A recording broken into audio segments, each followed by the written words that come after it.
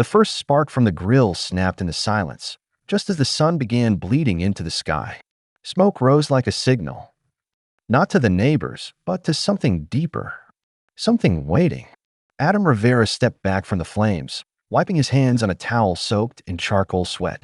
His backyard was a war zone of purpose. Briskets wrapped, ribs marinating, banners pinned. Every table set had a name card, each one a name that wore scars for others. He wasn't throwing a party. He was honoring the broken. Station 16. That's what the old firehouse called themselves. Before the cuts, before the injury, before the silence. This was for them. A shadow moved behind the hedges. From across the street, she watched. Karen Delancey, HOA president. Her heels clicked like gunshots on the sidewalk as she crossed over, flanked by a clipboard and the permanent frown etched into her soul. Adam didn't turn. He didn't need to. He could feel her disapproval settle on his back like ash. "You can't set up without HOA clearance," she said flatly. "No events, no gatherings. You didn't submit the proper forms. You're in violation." Adam finally looked at her. Calm, controlled. There was fire behind his eyes, but it wasn't for her. "It's not an event," he said. "It's a fundraiser. For my brothers. For the men who ran into fire when others ran out." Karen's lips curled like spoiled milk. "And that doesn't exempt you from the rules. If I let you break one, they'll all want to." She motioned toward the house across the street. "Last week he got fined for wind chimes. This is 10 times worse." Adam didn't blink. "I'm doing it anyway." Karen's voice dropped like ice and oil. "Then don't act surprised when the authorities arrive." She stormed off. And just like that, the street was quiet again. Too quiet. Hours passed. Families started arriving. Former firefighters, widows, children holding faded photos. Laughter mingled with the scent of smoked hickory. Adam moved through them like a silent general, offering plates and stories. But then sirens. Blue and red tore through the calm. Tires screeched as 2 police cruisers rolled up the drive. Everyone froze. Adam stepped forward, jaw tight, shoulders set. He didn't flinch when the officers stepped out. One of them adjusted his belt, scanned the crowd, and then his eyes landed on Adam. He walked closer, slow. Adam crossed his arms. The officer paused and broke into a smile. "Rivera? Station 16? Holy man, it's been years. You saved my cousin. Apartment fire in Bay Ridge. You pulled him out." Adam nodded, the steel in him softening for just a moment. The cop turned to his partner. "He's good. Stand down." Karen emerged from the edge of the driveway, arms folded like she expected applause. Her face cracked when she saw the officer shake Adam's hand. "You're not shutting this down," she snapped. "He's within his rights," the officer replied. "You called in a nuisance complaint. This isn't that." Karen's voice rose. "He didn't file a permit. He's disrupting the neighborhood." The officer looked her dead in the eye. "Ma'am, this man saved lives. Today, he's honoring them. If you don't like barbecue and patriotism, maybe stay inside." Karen's jaw clenched. She turned, humiliated, and stormed back across the street. But Adam knew better. This wasn't over. Later that night, as the crowd thinned and dusk swallowed the last orange from the sky, Adam walked out front to check the trash bins. He stopped cold. Taped to his front door, bright red going notice. Violation. $5,000 fine. Cease all activity or face legal action. His fingers crumpled the paper. He looked across the street. Karen stood in her window, lights off, sipping from a wine glass, watching. The smoke wasn't the threat. She was. The notice sat on the kitchen table like a threat with teeth. Adam didn't touch it. Didn't have to. He already felt the weight of it in his bones. $5,000 for serving food to the very people who once walked into fire beside him. It wasn't about rules. It was control. And Karen had just drawn her line in ash. He stared out the window as the last guest left. Logan's picture leaned against the grill, still smiling despite everything. Burned on 40% of his body. Discharged without ceremony. Denied benefits. Forgotten by the system he risked everything for. That's why this fundraiser mattered. That's why the smoke had to rise. By morning, Everything had changed. The posters for the fundraiser were ripped and shredded, fluttering across the lawn like warnings. The grill cover was slashed, the side tables kicked over, and the words "Firebug Fraud" spray painted in black across his garage door. Adam didn't yell. He didn't curse.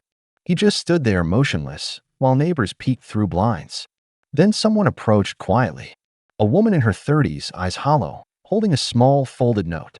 She slipped it into his palm and whispered, "She did this. She's done worse." Adam opened the note once she left. "Ellie, lot 18. She ruined me too." He didn't wait. He headed straight to lot 18. A small house near the end of the cul-de-sac, windows shuttered, but life inside. Ellie answered like she'd been expecting it. She poured him coffee with shaking hands. Ellie had lived here for 5 years. Raised her son alone. A quiet boy, special needs. He used to play music to calm himself. Low volume, rhythmic. One day Karen complained it was disruptive. 3 noise violation notices followed. The fines piled up. The HOA sued. She sold a house under pressure and moved into a rental on the same street because her son cried every time they passed a fire station and she couldn't bear to take him further away. She handed Adam a file. Emails. Notices. Photos of Karen standing on her lawn with a decibel reader. Karen weaponized the rules. Adam felt his jaw tighten. Why didn't you fight it? Because no one cared. But Adam did. That night, he installed cameras. Discreet. Legal. Facing his property. Catching everything. He began documenting every stare, every slow drive-by, every car that parked in front of his home for hours and left without knocking. The next few days, neighbors started whispering. A war was brewing. Then, without warning, another notice. The HOA had escalated the complaint. Now Adam faced mandatory appearance in front of the board or risk property liens. The language was sharp, surgical. Designed to cut deep and leave scars. Ellie called him later, voice trembling. "She's targeting you the same way she did me." But Adam wasn't backing down. He gathered more voices. A retired vet whose wheelchair ramp was deemed a visual nuisance. A widow fined for leaving her porch light on past set hours. A family forced to remove a swing set because it wasn't earth tone. It wasn't about order. It was about power. And Karen had too much of it. Then it happened. Midnight. Adam's dog, a golden retriever named Hank, began vomiting violently. He rushed him to the vet. Diagnosis: antifreeze poisoning. The vet looked grim. Someone left it in his water bowl, most likely. Adam didn't speak. He just stared down at Hank, struggling to breathe, his tongue blue, paws twitching. Something inside him broke. The next morning, he stood in his backyard, looking at the burned posters, the slashed grill, and the red tag notice on the gate. Then he picked up his phone. "Logan, it's me. I need you." The silence on the line said enough. "I'm done playing defense. If she wants a war, she's going to get one." Adam didn't sleep that night. He sat at the kitchen table, lit only by the soft glow of the porch light and the quiet wheezing of Hank resting on a blanket near the fridge. The vet had stabilized him, but the damage was done. That dog had pulled Adam out of his worst days after the station closed. Losing him would have meant losing the last piece of calm he had left. By sunrise, Logan was already at the door. Still wearing the burn scar compression sleeve over his left arm, Logan walked in without a word. He looked around, took in the wreckage of the backyard, the camera monitors stacked on the counter, and finally locked eyes with Adam. "Let's end this." Adam nodded. They started small. Paperwork. They requested HOA financial disclosures through the Neighborhood Transparency Clause. Logan, now a private investigator, had a contact to help pull tax filings, permits, and real estate records. Within 48 hours, they found something. Karen's husband had once filed bankruptcy under a different name. 3 of the board members were contractors, each one with a trail of HOA-funded home improvement reimbursements that mysteriously aligned with Karen's pet projects. This wasn't just abuse of power. It was fraud. And it had been hiding in plain sight. Adam called Ellie, then the veteran with the ramp case, then the mother whose kids were fined for sidewalk chalk. "We go public," Adam said. They met in the community center parking lot that weekend. One by one, the residents came. People who had swallowed years of Karen's rules and threats. Adam showed them the files, the connections, the hush money disguised as compliance fines. A man stepped forward, gray beard, oil-stained hands. His name was Marcus. He used to build staircases. Karen had fined him for non-regulation garden gnomes. He paid it, then moved out 2 months later. But before he left, he installed a small camera above the garage. I still have the footage, he said. They watched as Karen, 2 years ago, trespassed on a neighbor's lawn and removed a holiday display herself. She carried wire cutters, cut the lights at the source. Karen didn't report it, because she was the one doing it. Adam leaned forward. I want everything. We're not just fighting her fines. We're taking down her throne. That night, they created a website. Quite anonymous. It contained documents, evidence, stories, and hidden video clips, all masked under aliases. Adam's war wasn't loud. It was strategic. Within 24 hours, the site had over 3,000 hits from within the neighborhood. Within 48, someone from a local news blog reached out. By the third day, Karen snapped. She stood in Adam's yard again, this time screaming. Her voice cracked with desperation. Cameras roll from windows across the street. You think this makes you a hero? You're just another bully with a vendetta. Adam didn't raise his voice. I'm not a bully. I'm the man who watched you destroy people's peace for years. And now you're just finally being seen for who you are. Karen threw the red tag notice at his chest and stormed away. But the damage was done. That evening, Adam found his mailbox open, an envelope inside. No return address, just a USB stick. He plugged it into Logan's laptop. It was footage from a hidden camera. Karen, alone, standing in front of Adam's grill the night before the fundraiser. She wasn't talking. She was pouring liquid from a silver thermos over the propane lines. Then she took a picture, wiped the knob with a rag, and walked off. She had tried to sabotage the grill before the fundraiser. If Adam hadn't replaced the lines last minute, it could have caused an explosion. Logan whispered she wasn't trying to scare you. She wanted someone to get hurt. Adam stared at the screen, his fists clenched so tight his knuckles turned white. This wasn't HOA warfare anymore. This was criminal. And now he had proof. The file wasn't just evidence, it was a fuse. Adam burned it onto 3 separate drives. One he kept. One went to Logan. The third he sealed in an envelope and drove across town, straight into the hands of an old friend from his firehouse days, now a county investigator. You sure you want to do this? The man asked, flipping through the footage slowly. I'm done asking permission. By morning, the neighborhood was on edge. A news van circled once, then twice, then parked across from Karen's house. 2 more pulled in later. Microphones, cameras, whispers behind windows. The anonymous website had gone viral in the city. The headline, HOA president exposed power, control, and a backyard conspiracy. Karen didn't come outside, but the damage spread like smoke through rafters. At noon, the HOA held an emergency board meeting. For the first time, it wasn't private. The community center filled with faces, some angry, some exhausted, all awake now. Adam stood at the back, arms crossed, eyes locked on the stage as Karen took the mic. This is an attack, she began. A personal campaign meant to discredit years of service. Lies spread by someone with a grudge. He walked down the aisle slowly, never raising his voice. You tried to blow up my grill. The room went dead silent. You tried to poison my dog. You fined people for being poor, for grieving, for celebrating their children. You've turned this community into a prison. But now everyone sees you. Karen stammered, sweat beading under her collar. That's not true. That video, it's fake. It's been edited. A voice cut in from the front row. It's not fake. It was Ellie. Calm. Steady. She stood, holding up her phone. I have footage, too. You slashed my tires. You left me messages, threats. You ruined my life, and my son still asks why we had to move. Marcus stood next. Then the mother with the chalk find kids. Then the veteran in the wheelchair. One by one they rose, not shouting, just naming the wounds. Karen's mask cracked. She tried to regain control. You're all just bitter. None of you understand how hard I've worked." The board president stood slowly. One of Karen's own allies until now. "You're dismissed, Karen. You can't." The board voted 4-1.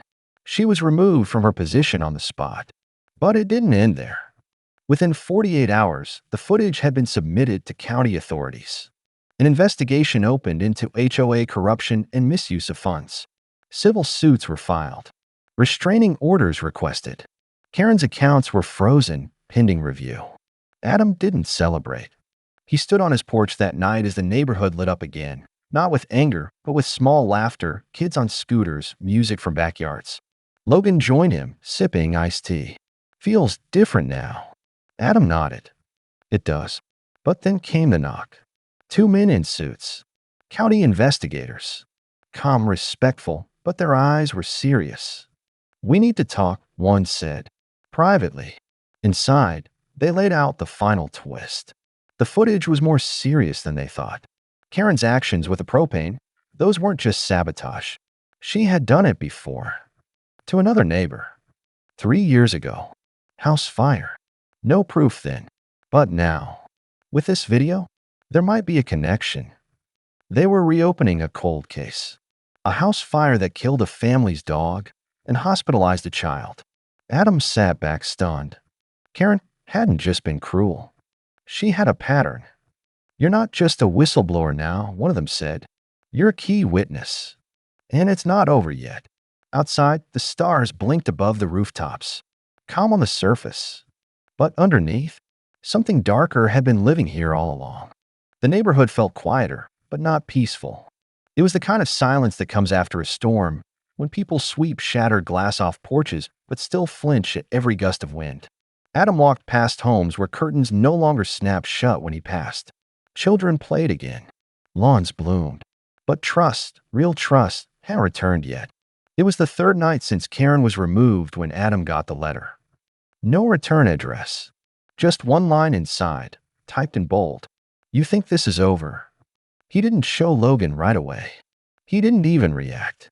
He just folded it, slid it into a drawer, and locked it.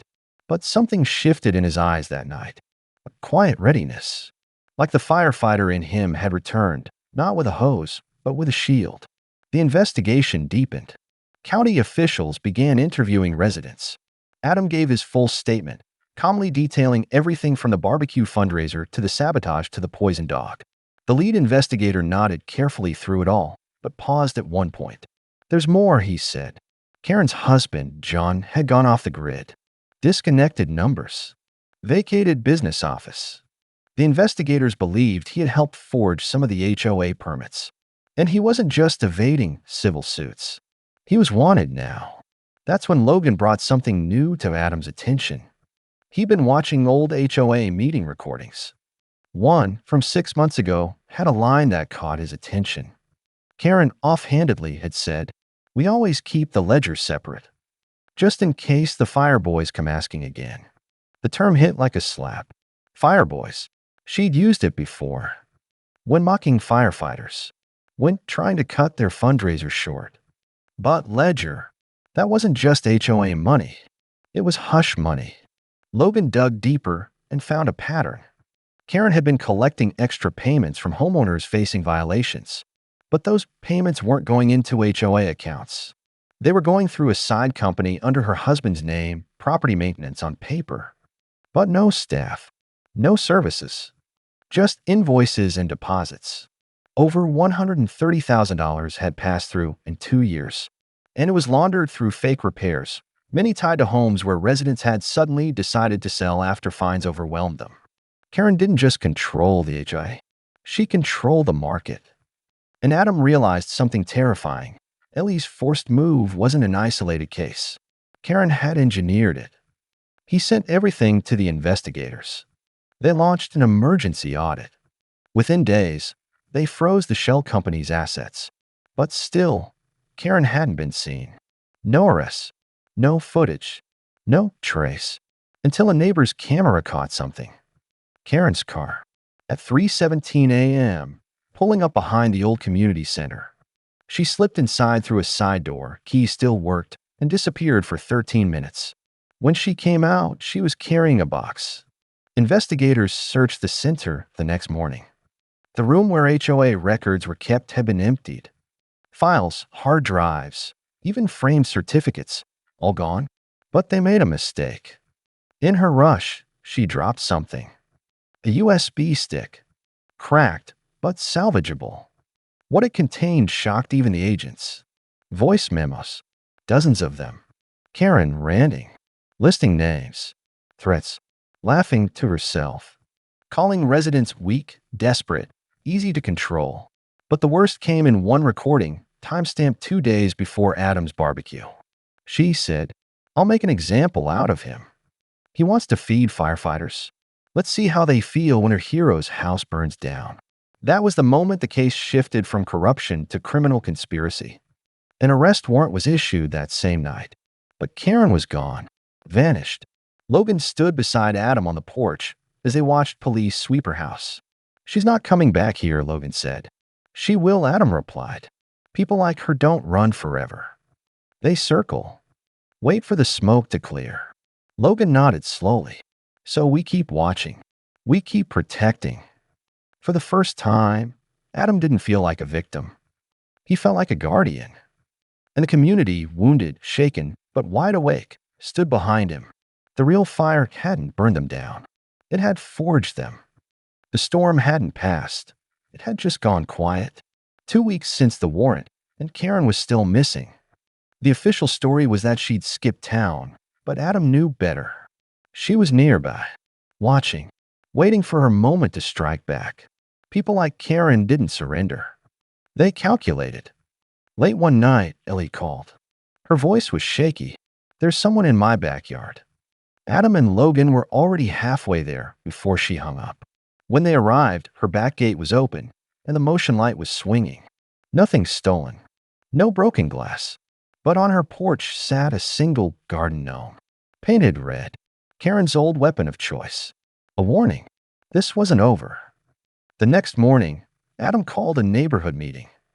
Not a board session. A real gathering. No microphones, no fake smiles, no fear. Just people. People who'd been hurt, silenced, pushed into corners. He stood in front of them, flanked by Logan, Ellie, Marcus, and spoke plainly. "We made the mistake of thinking this was just about rules. About fences, permits, noise complaints. But it's deeper. This is about power. About fear. And it doesn't stop unless we stop it together." He passed around flyers. Not with demands, but with knowledge. What to do. Who to call. How to document. And how to resist without losing your peace. And slowly something shifted. Neighbors who had never spoken began talking again. Parents let their kids chalk the sidewalks. An old man played music from his porch.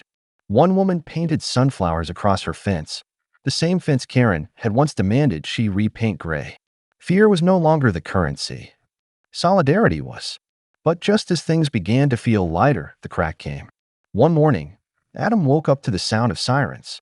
A house was on fire just 2 streets over. Not fully engulfed, but the garage had burned. The fire had been set from inside. Arson. And the family. It was the couple who had spoken at the board meeting. The ones Karen had fined relentlessly. The ones who had stood by Adam at the fundraiser. They made it out in time, but their garage was ruined. And on the scorched back wall, painted in what looked like engine grease, with a message, "Firefighters can't save everyone." Adam felt it in his chest like a blow. This wasn't a warning. It was a declaration. She was back. County investigators arrived again, this time with urgency. They asked Adam to review more of the audio clips recovered from Karen's USB. One caught his attention, something he hadn't heard before.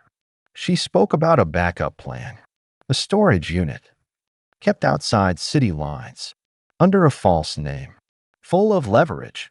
Adam and Logan drove out that night. It was nearly 2 a.m. when they found it. A dusty storage facility near the edge of town. Unit 117. The lock was cheap. Logan picked it. Inside, silence. But as they flipped on the light, they saw it. Boxes. Dozens. Stacked neatly. Inside were files, not just on HOA members, but on county officials, school administrators, even the investigator who had issued her arrest warrant. Bank records, surveillance photos, audio logs.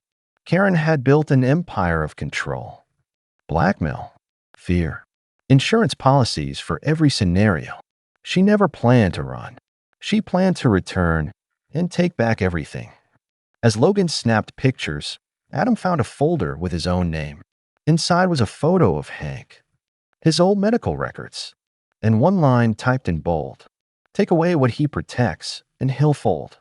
Adam's blood ran cold. He looked at Logan, voice low and steady. "She's not after the HOA anymore. She's coming for me." That night, Adam reinforced his home, not with fear, but with preparation. He notified the authorities, warned the community, planted new cameras, set up floodlights.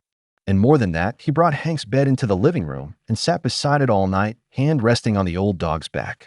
This wasn't just about stopping Karen anymore. It was about defending something bigger, the soul of a neighborhood. And she was about to make her final move. It began at 4:12 a.m. A sharp clang outside, then silence. Adam sat up instantly, heart pounding. Hank was already alert, ears raised, low growl vibrating from his chest. Adam moved quietly to the front window and saw it, the side gate, wide open. She was here, not just watching anymore, moving. He didn't wait. He pressed the emergency contact app that pinged both Logan and the local sheriff, then grabbed the flashlight and stepped into the dark. The air was still, too still. Not even the wind dared to stir. Then came a rustle. Behind the shed, Adam rounded the corner. Empty. But on the ground, a propane valve, identical to the one Karen had used before. This time with a fuse attached. She was going to burn it all down. Footsteps behind him fast. Adam spun, flashlight beam cutting through the dark. Karen, hair wild, face hollow, eyes alight with something unhinged. "You took everything from me," she hissed. "You took it from yourself," Adam said, steady. She stepped closer, holding something in her hand, a flare. "You think they care about you? The neighbors? The board? You're just their temporary hero. They'll forget you, just like they forgot me." Adam didn't move. Behind him, Hank stood guard, teeth bared but silent. "Ready." Karen raised the flare. "One more step, and I'll light it," she warned. But Adam wasn't the one who stepped. It was Logan. From the side yard, moving quickly, tackling her to the ground before she could strike. The flare skidded across the driveway, sparking briefly, then dying. Karen screamed, clawed, fought, but it was over. Police arrived moments later. She didn't go quietly. Cursed, threatened. But there were no more shadows to hide in. No more secrets to shield her. The neighborhood stood at their windows and watched as she was driven away. For the first time, silence felt like peace. In the days that followed, something changed. People stopped crossing the street to avoid each other. They waved again, spoke again. And when the next Saturday rolled around, Adam fired up the grill, not for a statement, not for defiance, but for joy. This time, the entire block showed up. Ellie brought cookies. Logan managed the music. Kids played in the sprinkler. Even the new HOA board came by, without clipboards, without judgment. A young boy approached Adam as he flipped burgers. "You're the firefighter, right?" Adam smiled. "Used to be. My dad says you save the neighborhood." Adam knelt down, handing him a hot dog. "Not me. We did it together." The boy nodded, then ran off. Later that evening, Logan joined Adam at the edge of the yard. The sun was setting, painting the sky orange and gold. "So, this the end?" "It's the beginning," Adam said. "Because when people stand up, when they refuse to be ruled by fear, something stronger than fire spreads. Hope." A few weeks later, Adam received a letter. Official stationery. The county fire department. They wanted to honor him at a public ceremony. Not just for exposing the HOA corruption, but for building something stronger, community. He accepted. And as he stood on that stage, badge pinned to his chest once more, he looked out at the crowd. Families, friends, neighbors. Not perfect, but united.